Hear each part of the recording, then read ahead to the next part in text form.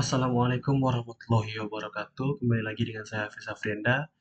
Di sini saya akan menjelaskan bagaimana kewirausahaan di era revolusi industri 4.0. Indonesia kini berada dalam fase revolusi industri 4.0, sementara beberapa negara maju seperti Jepang telah memasuki era 5.0, 5.0, yang menekankan keseimbangan antara teknologi dan juga humanisme. Jepang telah memasuki era 5.0, yang artinya kita harus mempercepat langkah agar tidak tertinggal jauh. Dalam konteks ini, transformasi kebijakan ekonomi bukan lagi sebuah pilihan, melainkan keharusan untuk menjaga daya saing di kancah global. Lalu, mengenai revolusi 4.0, 4.0, apa yang harus kita ketahui? Revolusi industri 4.0 menandai era baru di mana otomatisasi Internet of Things atau IoT, kecerdasan buatan atau AI, big data, dan teknologi digital menjadi tulang punggung perkembangan industri. Teknologi ini tidak hanya meningkatkan efisiensi, tapi juga menciptakan peluang baru di berbagai sektor. Namun, Indonesia masih menghadapi tantangan besar. Banyak industri kita seperti tekstil tradisional dan juga pertanian masih hidup di tahap revolusi industri 1.0 hingga 3.0, di mana peran manusia di sini sangat dominan, dan teknologi masih sangat minim digunakan. Untuk meningkatkan daya saing global, yang harus dilakukan adalah mengadopsi teknologi baru, seperti halnya sensor otomatis dalam produksi, drone untuk pertanian, atau perangkat lunak analitik untuk meningkatkan produktivitas. Selain itu, masyarakat Indonesia perlu diberdayakan agar siap menghadapi era ini, terutama melalui peningkatan literasi teknologi. Tanpa pemahaman yang memadai, teknologi akan menjadi penghalang, bukan alat untuk mempermudah hidup. Lalu, transformasi ekonomi. Kita akan membahas mengenai transformasi ekonomi dari SDA ke ekonomi berbasis nilai tambah. Transformasi ekonomi adalah langkah penting dalam menghadapi revolusi industri 4.0. Ekonomi Indonesia selama ini sangat bergantung pada sumber daya alam, seperti hasil tambang dan pertanian. Meski memberikan kontribusi besar, ekonomi berbasis SDA sumber daya alam ini memiliki keterbatasan, terutama dalam hal keberlanjutan dan ketergantungan pada pasar global. Kini pemerintah berupaya menggeser fokus ke ekonomi berbasis nilai tambah, yang artinya SDA tidak hanya diekspor sebagai bahan mentah, tetapi diolah menjadi produk jadi atau setengah jadi yang memiliki nilai jual lebih tinggi. Contohnya dapat kita ambil adalah pengembangan industri manufaktur untuk menghasilkan produk elektronik, tekstil berkualitas tinggi, atau bahan kimia yang lebih kompleks. Langkah ini memerlukan dukungan besar dari sumber daya manusia yang kompeten. Tanpa tenaga kerja yang terampil, transformasi ini tidak akan berjalan efektif. Oleh karena itu, pengembangan sumber daya manusia menjadi prioritas utama dalam kebijakan ekonomi Indonesia. Berikutnya kita bahas mengenai sumber daya manusia dan juga pendidikan vokasi. Menghadapi revolusi industri 4.0 membutuhkan tenaga kerja yang tidak hanya terampil secara teknis, tapi juga mampu beradaptasi dengan perubahan yang cepat.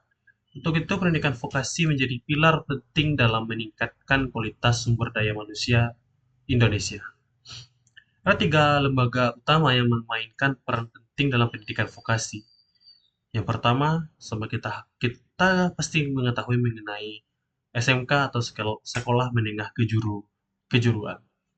SMK berfungsi untuk memberikan dasar keterampilan teknis kepada siswa yang akan langsung memasuki dunia kerja.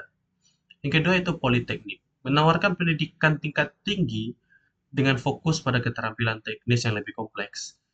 Berikutnya itu adalah Balai Latihan Kerja atau BLK, yang dimana berfungsi untuk memberikan pelatihan ulang atau reskilling atau peningkatan keterampilan, upskilling, bagi tenaga kerja yang sudah ada. Fokus pendidikan vokasi ini diarahkan pada sektor-sektor strategis seperti manufaktur, agribisnis, kesehatan, pariwisata, dan juga ekonomi digital. Dengan meningkatkan keterampilan tenaga kerja di bidang-bidang ini, Indonesia dapat meningkatkan daya saing dan menciptakan lapangan kerja baru yang relevan dengan kebutuhan industri masa depan. Lalu bagaimana strategi perbaikan pendidikan dan pelatihan vokasi?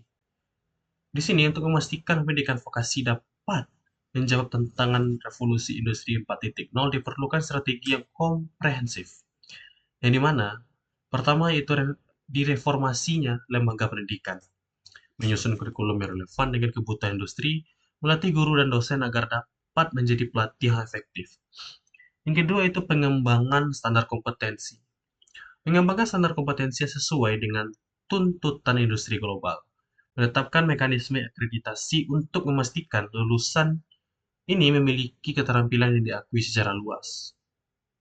Yang ketiga yaitu kemitraan dengan industri. Dengan cara menjalin kerjasama yang erat dengan industri untuk memastikan bahwa lulusan memiliki keterampilan yang relevan. Yang kedua itu membentuk program pemagangan atau internship yang terstruktur. Berikutnya yaitu yang keempat, peningkatan pendanaan. Memberikan intensif pajak bagi perusahaan yang berinvestasi dalam pelatihan tenaga kerja. Yang kedua, berikutnya yaitu mengembangkan skema pendanaan publik swasta untuk mendukung pendidikan vokasi. Lalu sektor-sektor apa saja potensial di era revolusi industri 4.0? Indonesia memiliki potensi besar di berbagai sektor yang dapat menjadi tulang punggung ekonomi di era ini. Antara lain, yang pertama itu makanan dan minuman. Pemanfaatan teknologi untuk menciptakan produk yang lebih inovatif dan meningkatkan efisiensi produksi. Yang kedua itu tekstil dan busana. Pengembangan bahan ramah lingkungan dan teknologi canggih dalam desain dan produksi. Yang ketiga itu elektronik. Sektor ini meningkatkan produksi perangkat pintar dengan fokus pada kebutuhan lokal dan ekspor. Yang keempat itu otomotif. Sektor otomotif memerlukan pengembangan kendaraan listrik yang ramah akan lingkungan. Yang kelima itu kimia. Sektor kimia melakukan pengolahan bahan mentah menjadi produk kimia yang dengan nilai tambah yang tinggi. Lalu, apa kebijakan perdagangan untuk mendukung transformasi ekonomi?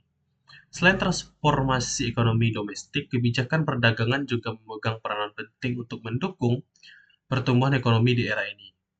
Berikut beberapa langkah kebijakan yang perlu diambil. Yang pertama itu memberikan intensif fiskal untuk mendorong perusahaan melakukan ekspor, meningkatkan kemudahan layanan ekspor, seperti penyederhanaan prosedur dan digitalisasi.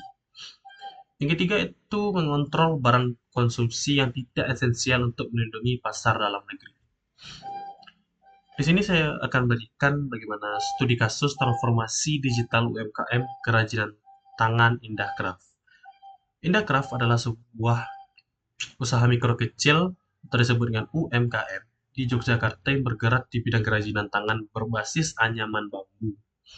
Usaha ini dimulai oleh Ibu Siti Indah sejak tahun 2005 dengan fokus utama menghasilkan produk seperti keranjang, hiasan dinding, dan peralatan rumah tangga tradisional. Meskipun produknya berkualitas, omset Indahcraft stagnan karena pemasaran hanya menggunakan toko lokal dan pameran offline. Pada tahun 2018, Ibu Siti menyadari bahwa kompetisi semakin ketat dan mulai memahami pentingnya teknologi untuk pengembangan bisnisnya. Lalu ia memutuskan untuk membawa Indahcraft ke era digital sebagai bagian dari adaptasi terhadap revolusi industri 4.0. Langkah-langkah transformasi digitalnya dapat kita simpulkan. Pertama itu pemetaan masalah dan peluang. Ibu Siti mengidentifikasi masalah utama bisnisnya yaitu keterbatasan akses pasar dan kurangnya efisiensi dalam produksi. Bersama anaknya yang paham teknologi, ia mulai mempelajari cara pemanfaatan teknologi untuk memperluas jangkauan pasar. Yang kedua yaitu digitalisasi pemasaran.